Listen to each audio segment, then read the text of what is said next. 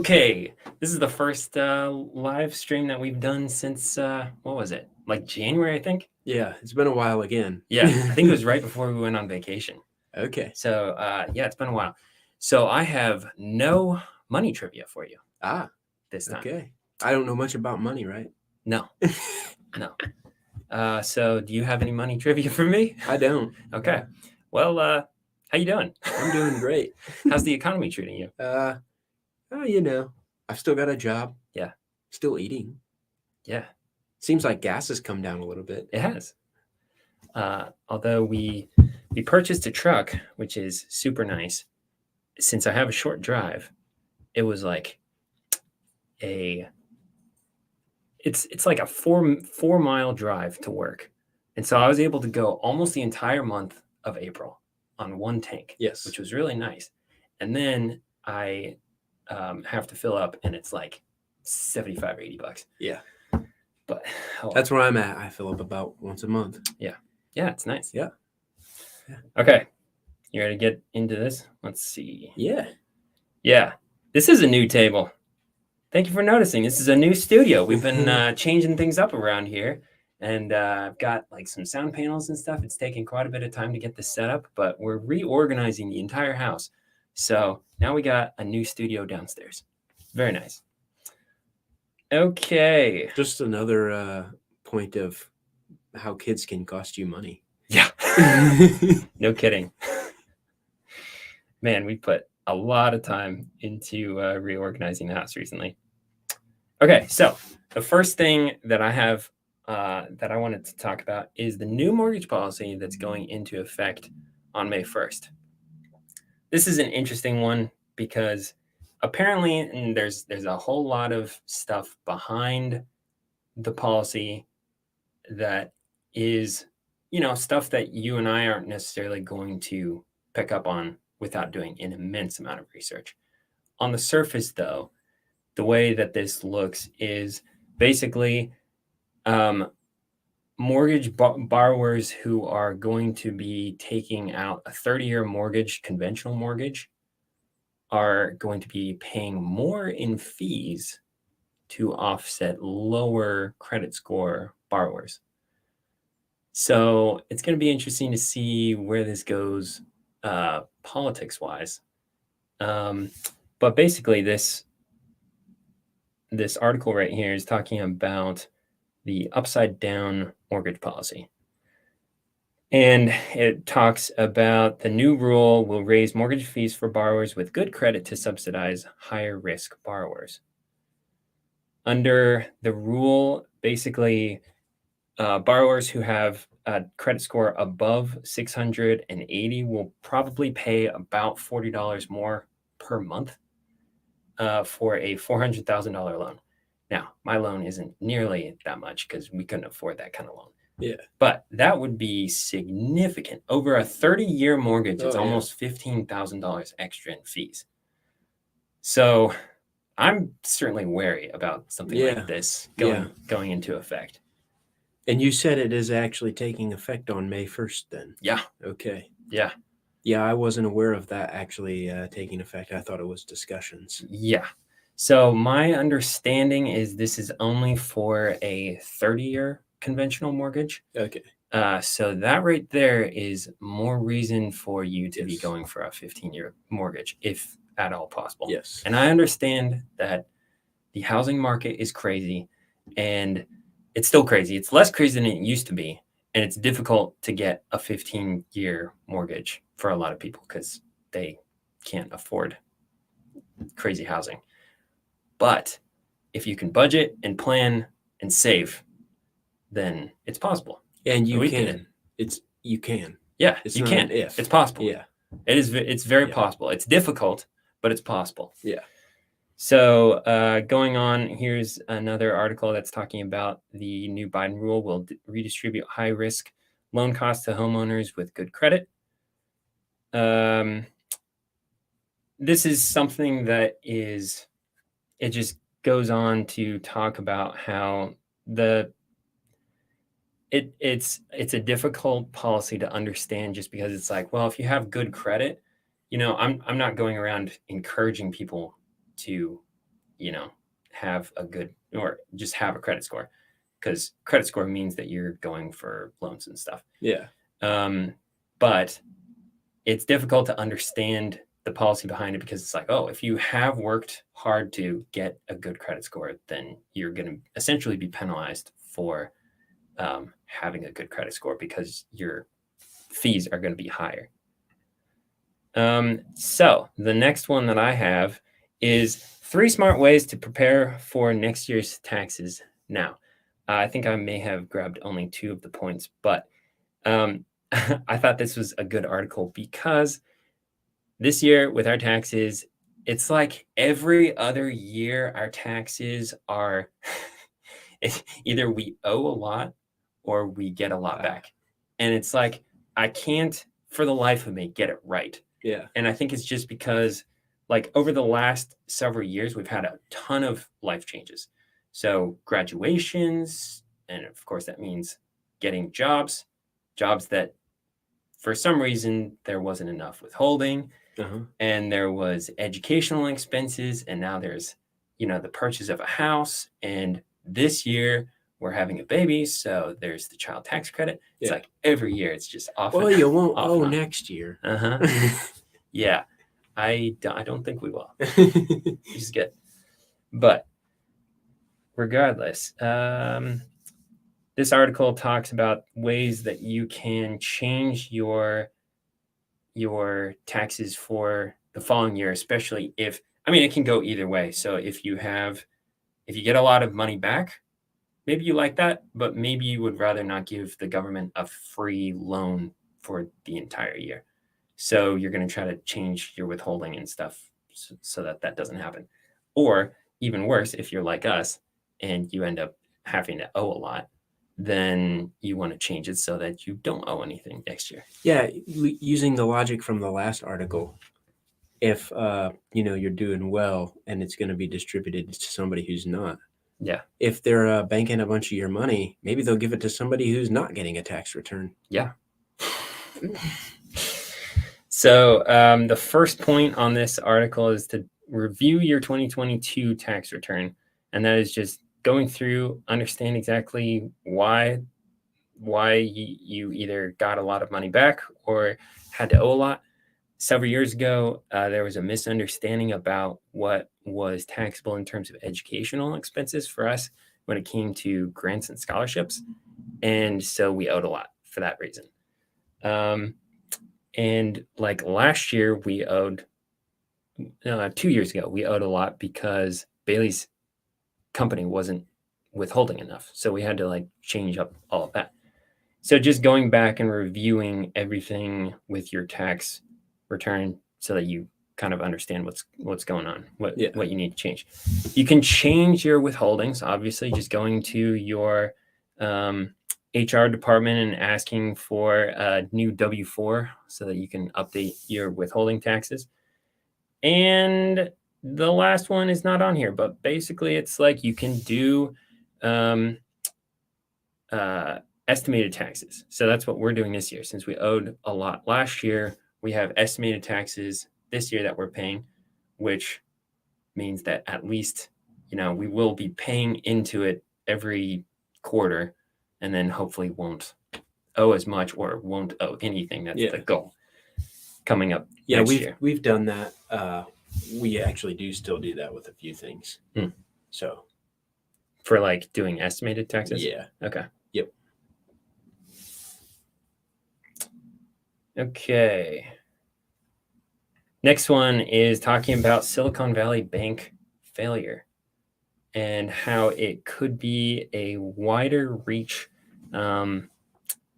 across the economy than what we had originally expected. I'm sure that you and I both are expecting, anything could happen from here. Yeah, I'm a negative Nelly when these kinds of things happen. So yeah, that day I just kind of texted Caleb and was like, "Have you seen this? What are we gonna do?" Yeah.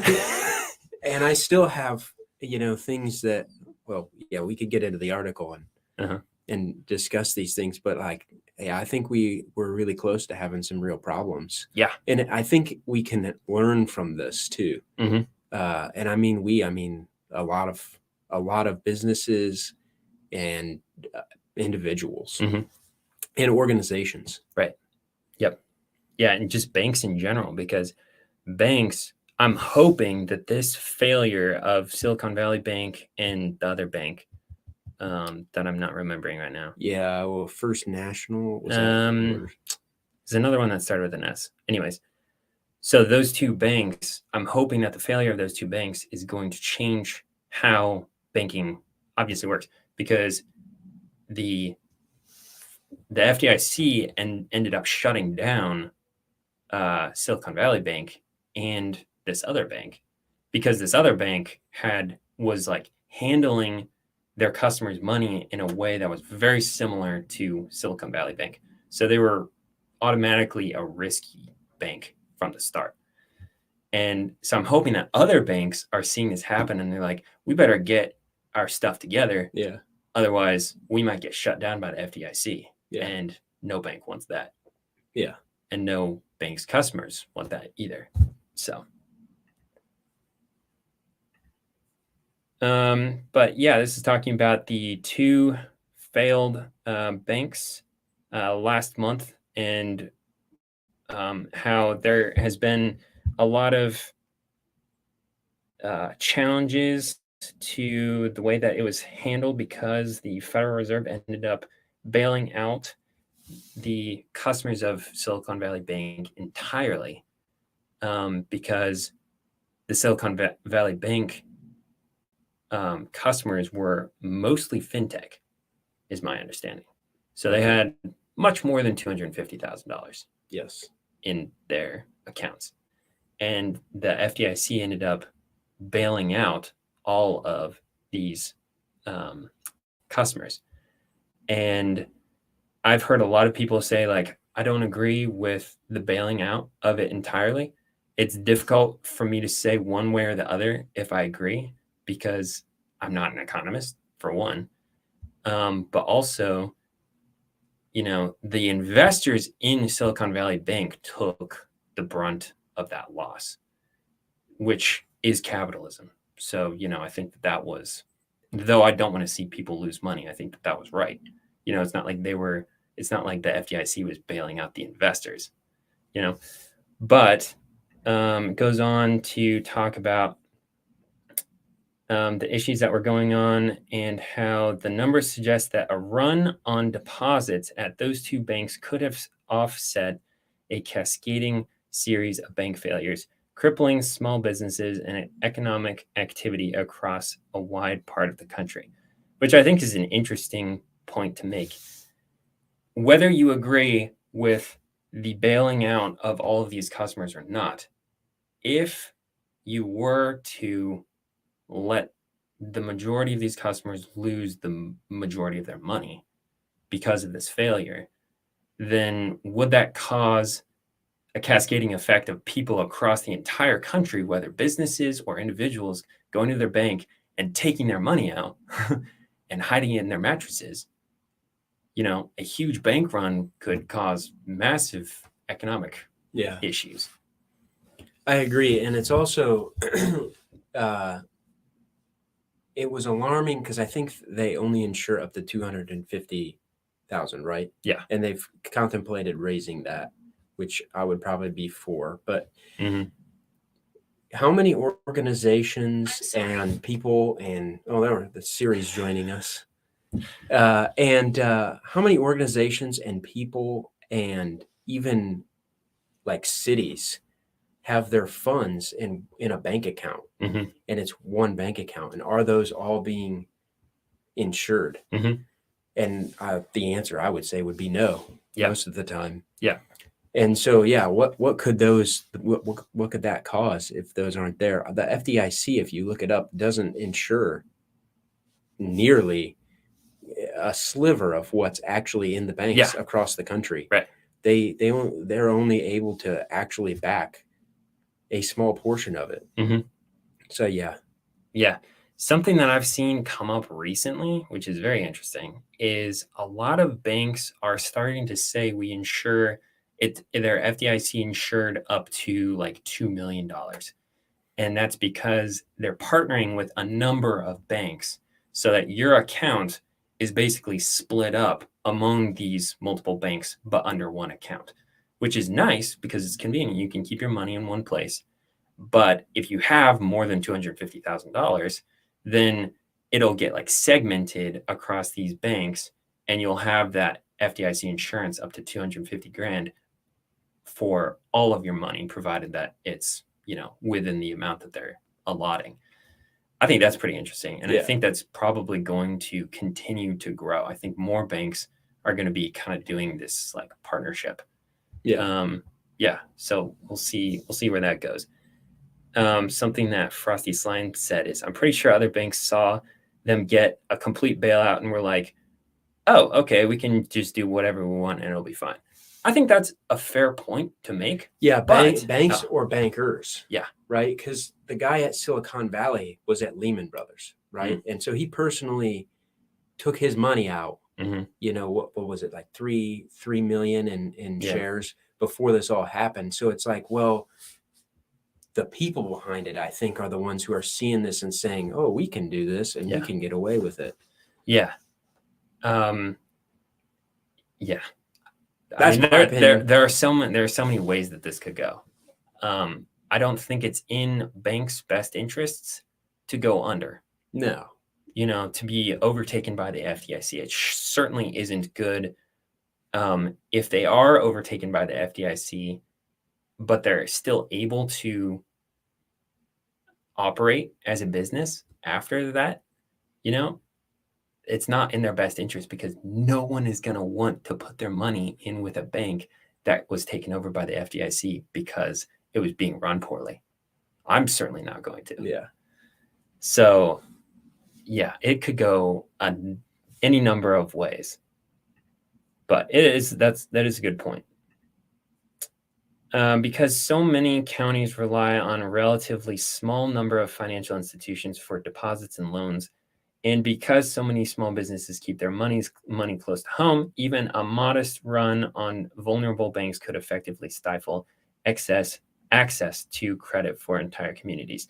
That was a point that I hadn't even considered that this article made.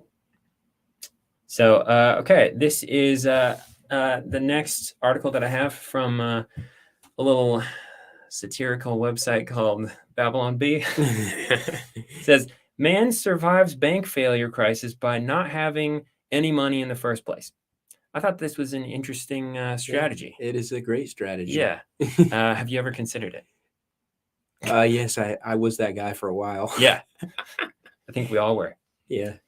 So it goes on and says, many Americans are growing worried about the looming financial crisis as banks continue to close down due to lack of funds, a dilemma that kicked off over the weekend with a run on Silicon Valley Bank.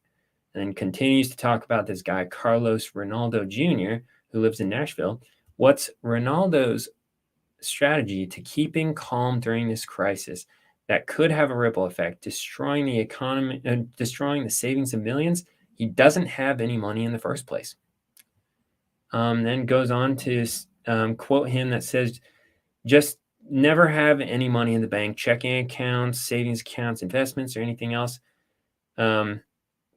And it's pretty much foolproof, he said. See, he held up his phone.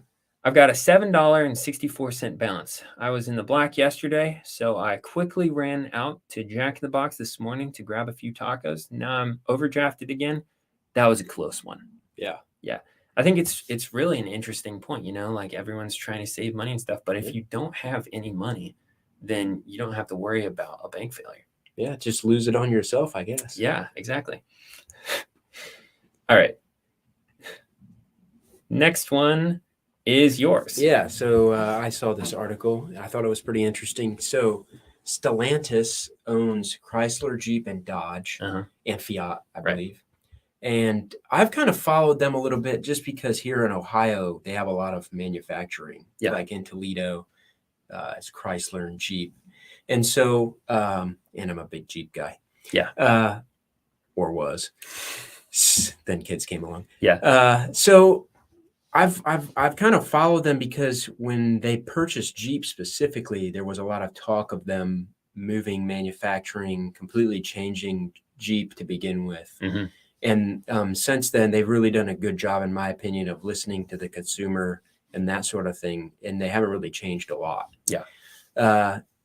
With that, so this article is specifically talking about a buyout that they're offering to 33,500 workers, which is massive. Yeah.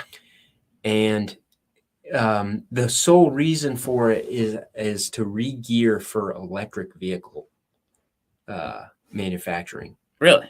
Yes. And so they're not the only ones. GM and Ford have made some changes in Michigan and Ohio, closing certain places and even offering buyouts.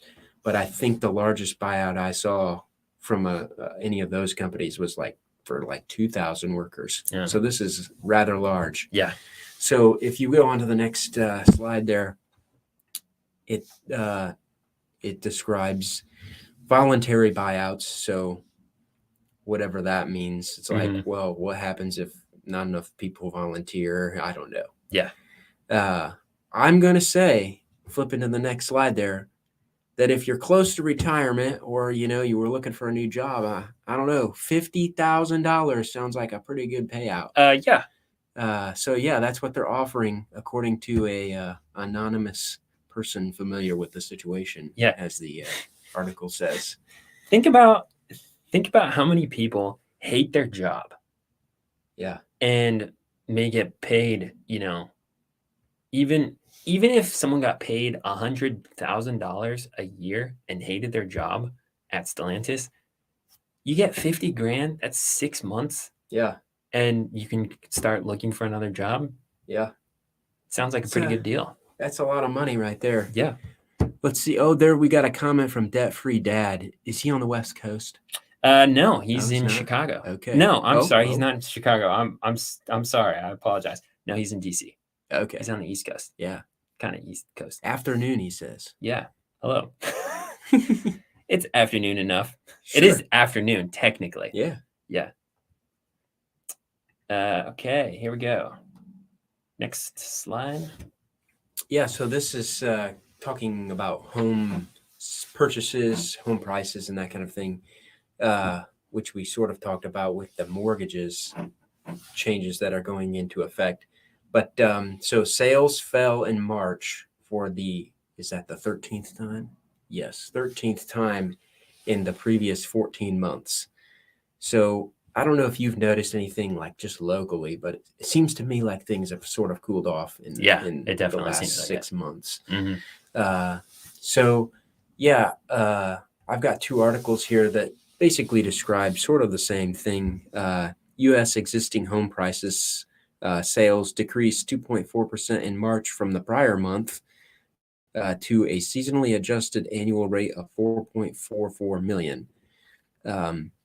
And so, yeah, I don't know. I sort of expected this to happen with the rate hikes and that kind of thing. It's just the way the cookie crumbles, in my opinion. But one thing that was pretty coming out here, March sales fell 22% from a year earlier. Jeez. So, yeah, I think we've sort of seen this large fall that we sort of expected. And this next article sort of describes a little bit the South saw an increase in sales. Really? Yeah. So, yeah, it'd be interesting to dig in and see why that is, if it's a job thing or, what specifically that is. But, yeah, this article, and I don't know if I actually agree with this, and I was going to ask you about this. Okay. They're claiming pending home sales fell, blah, blah, blah. It was not enough to keep up with demand of available houses. And that's why, is that there's so many buyers, and the demand is why, the supply is why there is not enough sales. And I don't know if I agree with that. Intrinsically, it doesn't make sense to me because of how much the rates have gone up. Like, my cousin is looking for a house right now. she actually just texted me yesterday and said that she put an offer in on a house yesterday, but she's not expecting to get it. And I was like, oh, why is that? She's like, well, cash buyers are still picking up a lot of the homes in the area, whether that's people who are going out and getting the creative financing where they get a loan from somewhere else, but can use that loan as a cash offer, whether it's that or if it's like a REIT or something else, no idea. So in that regard, it sounds like there's still houses getting snatched up quickly, but we've gone from 3% back in 2020 up to what our average is like close to 6%. Yeah. I mean, that is a massive increase. Yeah. I was just doing an example loan online today just to see what the difference in price would be for the exact same house if you had a 3% loan or a 6% loan. And it was like a $300,000 house, and the difference was over $400 a month. Yeah. Which is insane. That is a huge percentage of our monthly payment for our house. Yep. Golly.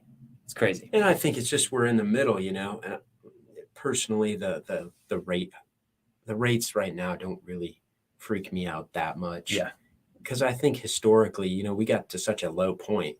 It's like we knew that wasn't sustainable at like 2.85 or whatever. And so, it doesn't surprise me that this is happening. But what I will say is I'm not going to be a buyer until the prices come down to where they should be, where the rates are up high, Yeah. You got to let them kind of fluctuate. And I think we're sort of in the middle of that. Yep. Yeah. Debt-Free Dad makes a comment that it's all the corporate investors buying up the entire block. So this is an interesting statement. Yeah.